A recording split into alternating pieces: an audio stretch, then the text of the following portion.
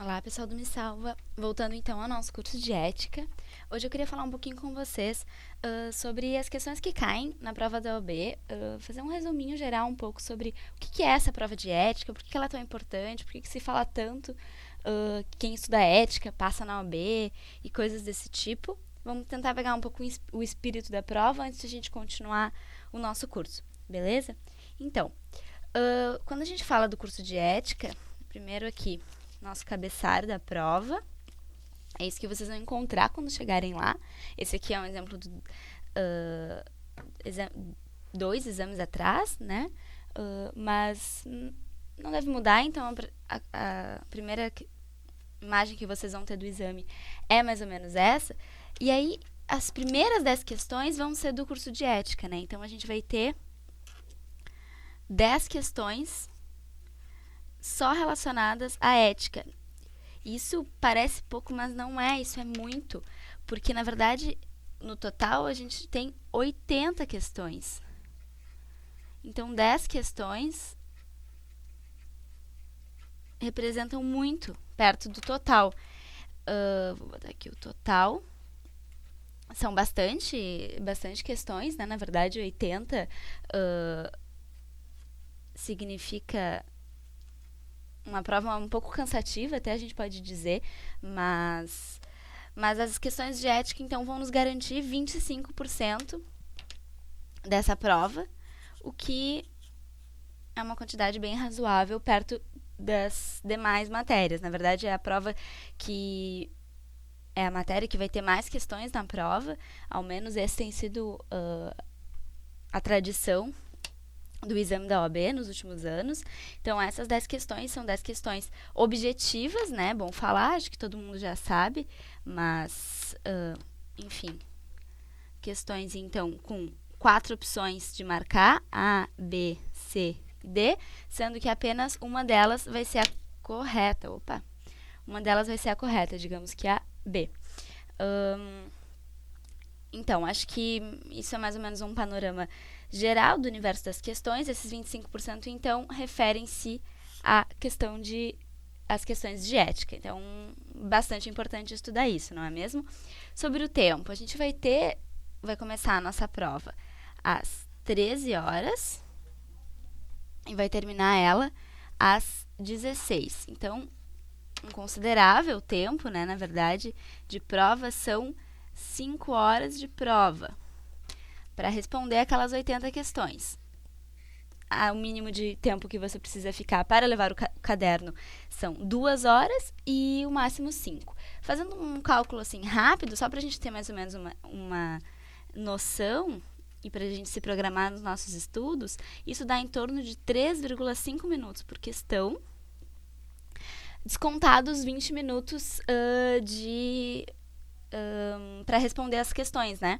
Desculpa, para responder o cabeçalho, que é uma questão que precisa ser feita com cuidado, porque a gente sabe que qualquer rasura significa desconto, né? Então, a gente separou assim mais ou menos uns 20 minutos para preenchimento.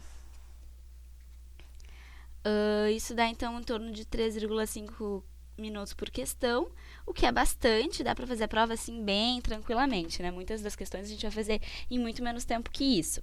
Então, a ética, tendo em vista todo esse contexto que a gente falou, é uma prova bastante acessível para a gente estudar, porque é um conteúdo que, embora a gente normalmente não veja na faculdade, então parece, nossa, mas por que eu vou estudar ética? Eu nunca vi isso. Ela é um conteúdo bastante simples e curto em comparado com outros conteúdos, principalmente se a gente comparar, por exemplo, com os conteúdos aqueles mais tradicionais, como, por exemplo, o Código Penal, né, que vai ser a nossa lei principal quando a gente for estudar direito penal. Só que se a gente trabalha com ética, a gente trabalha com 3 leis, como eu já falei na nossa última aula. Quer dizer, é muito mais tranquilo do que um direito penal, por exemplo, que a gente vai ter um código inteiro para falar, que é muito, muito mais denso, muito mais complicado. Então, a gente garante 10 questões estudando 3 leis, que embora a gente normalmente não tenha acesso a elas, são 3 leis bem mais tranquilas de serem estudadas. Não é à toa que, por exemplo, os números da FGV, só para a gente saber, a FGV é aquela responsável por fazer a prova. Então, nos últimos, desde 2010, a gente tem a FGV como a responsável pela prova. Então, do exame, deixa eu só, quarto até esse último, que foi o 22º, a gente vai ter as provas organizadas pela FGV. Então, na verdade, são esses exames aqui, aqueles que a gente vai ter que estudar melhor, os passados, porque, enfim, né, são a base daquilo que provavelmente pode cair no exame seguinte, são os mais recentes e desse novo modelo de prova, desde que a FGV assumiu a organização. E a FGV, ela disponibiliza alguns números sobre a prova e ela vai dizer que a ética, ela é, de fato, a campeã de acertos. Dentre as 17 matérias que caem no exame da ordem, a ética é aquela que as pessoas mais acertam. E como por sendo 10 questões, então é um passo bem bom até a nossa aprovação. Então, esse contexto que nos diz e que justifica, assim, acredita em mim no que eu estou falando, estudem ética, porque vale muito a pena. E tá, mas então o que mais cai, né, nessa prova de ética? Quer dizer, quais são os estudos que efetivamente eu tenho que estudar? Bom, primeiro, isso baseado nas últimas provas, a gente vai ter as prerrogativas do advogado, né? O que o advogado pode, não pode fazer, os direitos e deveres dele. Depois, a gente vai ter infrações e sanções disciplinares, como sendo uma das questões que também mais caem, quer dizer, o que ele não pode, se ele fizer, o que acontece com ele. Em terceiro lugar, honorários advocatícios, quanto pode cobrar, de que forma, etc. Ainda, incompatibilidades e impedimentos, né? Uma materinha um pouquinho mais chata, mas que a gente vai ver com bastante calma, que é aquilo que quem não pode ser advogado, né, em quais profissões que está inscrito na OAB é proibido e quais delas que a inscrição na OAB é obrigatória. Além disso, atividades da advocacia, vai cair bastante. Quinto lugar, enfim, atividades como a advocacia pro bono, ou, enfim, situações em que a advocacia está em exercício. Então, são esses os principais matérias. E, por último, a gente ainda vai ter uma matéria também tranquila de estudar, que é a inscrição na OAB. Quer dizer, o que eu preciso para me inscrever.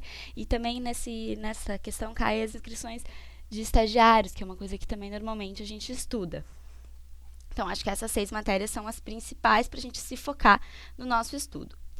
Então, por fim, para a gente ter uma prévia do que a gente vai estudar nesse curso, eu separei aqui, como eu já tinha feito na última aula, as nossas 3 leis, né? Estatuto da Advocacia, Código de Ética e Regulamento. São com base nelas que a gente vai estudar. Mas então, como que a gente vai estudar elas, né? Então, tem uma ordem que, mais ou menos, eu pensei para vocês. Então, vamos começar com o Estatuto, que é aquele que é o mais denso de normas e leis. E ele a gente vai dividir, então, em 4 temas, digamos assim.